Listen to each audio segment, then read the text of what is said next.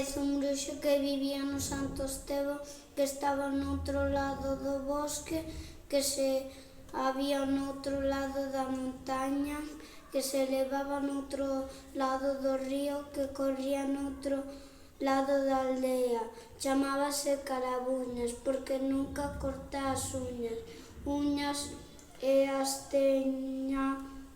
tiña afiadas como coitelas. De dientes normais, linguas de sapo, patas de mosquito, mocos de araña.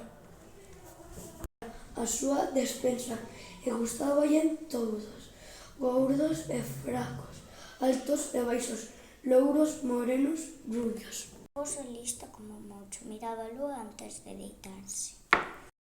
Carabuñas abriu as uñas, bateu como un gato pola árbore que non da xanela. Entre as polas veu a cativa dormida. E tomou a maniña, fixo forza e zas! E abriu a ventá. Devagar, pasiño a pasiño, Carabuñas achegouse á cama, camiñada encurvado, cos brazos estendidos e apretando os dentes. Xa moi preto de Branca,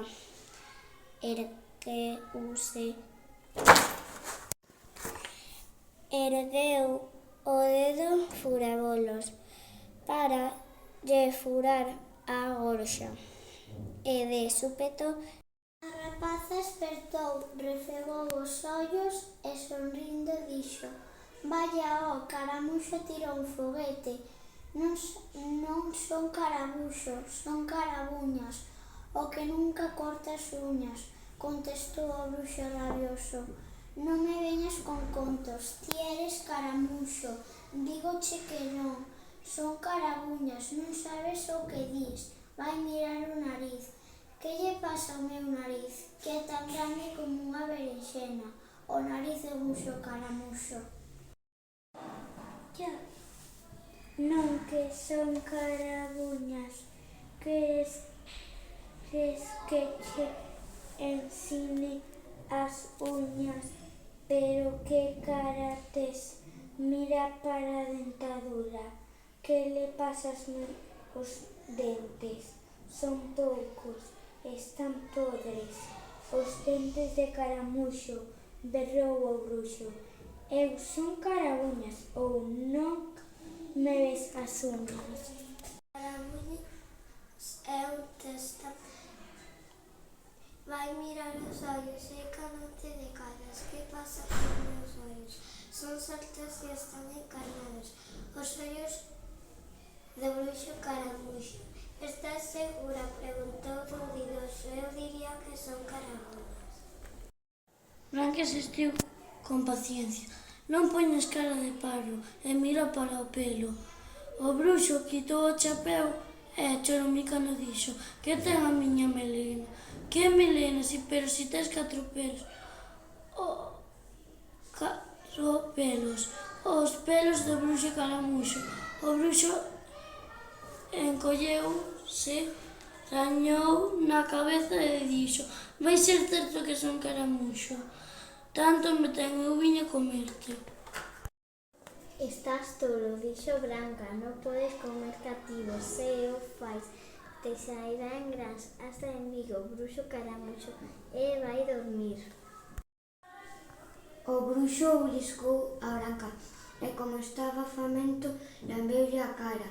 Ao momento, na punta da lingua, saíulle unha bocha do tamaño dunha cereixa. «Son caramuxo», berrou. Vaya petardo de bruxo que non sabe nin como se chama. Toda saltou pola xanela, saíu de San Cosme, cruzou o río dun brinco, subiu a montaña, baixou a montaña e atravesou o bosque para chegar a casa. Foi de retiño fallado, buscou algo vello, tiña que ir de dúbidas. Entón viu o nariz grande como unha berenxena, os dentes rotos e podres, os ollos saltóns e encarnados e os 4 pelos na cachola. Arredemos un caramuxo.